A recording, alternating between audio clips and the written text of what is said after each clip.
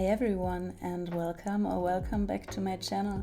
My name is Laura and in today's video we're doing a little sketchbook session. I actually did 3 pages in one sitting, but I cut it down to 2 because I didn't want the video to be that long.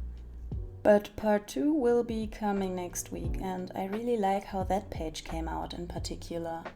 However, I just started kind of a media detox week, so when part 2 of this video goes live, I can tell you about my experiences I made throughout the week and if and how it helped with my art or not. The main reason I'm doing this is that I'm currently reading the book The Artist's Way, and for me it's now week 4, where the author tells you to do without reading for a whole week. And I actually do read quite a lot, but I still thought it wouldn't really be a big enough challenge. Also, that book is quite old, so I think that if there was a newer version of it, it would probably ban social media for a week as well, so I added that to my list. However, there are some limitations to my media detox week because, as you may have noticed, I am a content creator and I just uploaded this video, but I won't watch any. Same goes for Instagram. If I want to post, I'll post, but I won't scroll or watch stories for a week.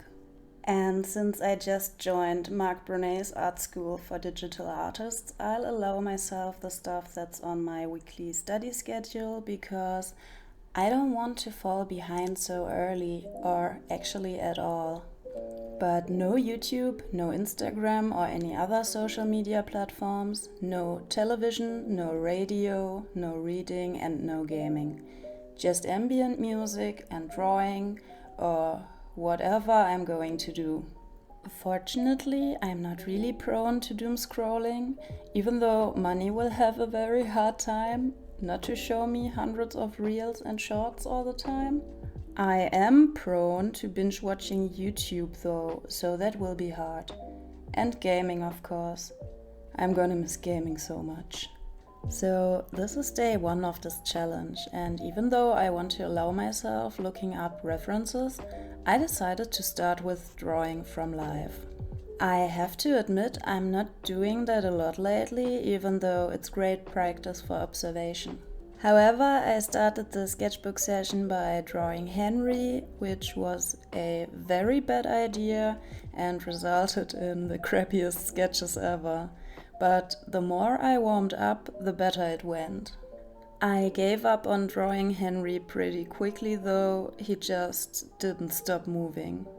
After that, I picked up some of the stuff around me, like my glasses, a water spray bottle we're using to spray our plants, that little pouch I'm keeping my pens in so the cats don't kick them around all the time, and gaming controllers that made me like the spread again.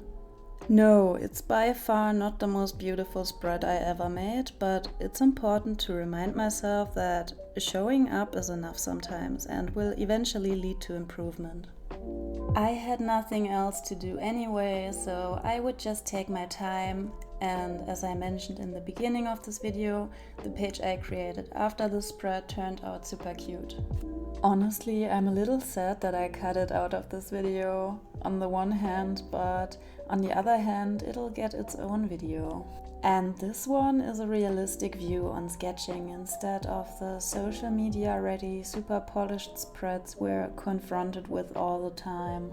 I know that most people who clicked this thumbnail because maybe I'll manage to make it kinda pretty will be gone by now because they were scared by those cursed Henry drawings. But you know what? I'm still uploading a process video of bad to mediocre sketches anyway for several reasons. First one is to show you guys that it's absolutely okay to have pages in your sketchbook that you're not particularly proud of. It's also okay to share those if you want, and if not, just keep them to yourself. A while ago I wouldn't have shared something like that. I would probably even have covered up the cat sketches in a sketchbook tour because I really hate them. But I also made a commitment. Maybe that will sound super corny, but over the next few weeks, months, maybe years, I will improve my art massively. I just know I will because I really want to. And I bet it will be so funny to look back at this video then. And hopefully this will give you some motivation too. If you're still watching, let me know in the comment section. Did you do a social media or media detox week or anything similar before? How was it for you? If you didn't, maybe you want to join me now? Let me know. I'll answer the comments, by the way. That's one more of the limitations I just forgot to mention earlier. So, what do I expect from this challenge? Actually, to be honest, I don't think it will be too hard most of the time. I'm gonna miss video games, of course, and also watching YouTube, but my biggest concern is actually that I'll have trouble falling asleep at night without reading or a stream or video in the background. Also, I think I'll be spending a lot of time with myself, since Money won't join me in this challenge, so I can't be in the same room with him when he's watching TV or playing video games. Honestly, all I can think of, I'll probably really be drawing most of the time. Of course, some cleaning, cooking, grocery shopping and other necessary stuff like that, but mostly drawing. And spending some time with my kitties, of course. I'm actually very curious what I'm going to tell you next week though. And a little bit scared. But I am that kind of person who can't deal with boredom at all, so I'll probably try to keep myself busy all the time. Or maybe I'll learn how to be bored again, we'll see. I'm kinda getting that nostalgic feeling already. When I was a kid, I spent whole summers drawing when I visited my grandparents for summer vacation. With the nice weather, extremely focused, and with my first and only set of watercolors I just got, you'll see those in my next video. Again, sorry for the weird lighting situation. Even though I really enjoyed the sunshine, it's kinda hard to see anything in this video. I already mentioned it in my last video, but not everyone is interested in my bullet journal setup, so I'll say it again. Money and I will finally tackle the makeover of our studio/workspace next week, and once that's done, I can use my ring light again. I just can't really do that in the living room because the cats would totally tear it down. But once the art studio is done, we'd figure out a way to maybe mount it on the wall or something like that.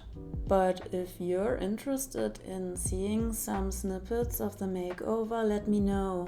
I am really bad at filming stuff like that because I always forget when I'm focused on the process.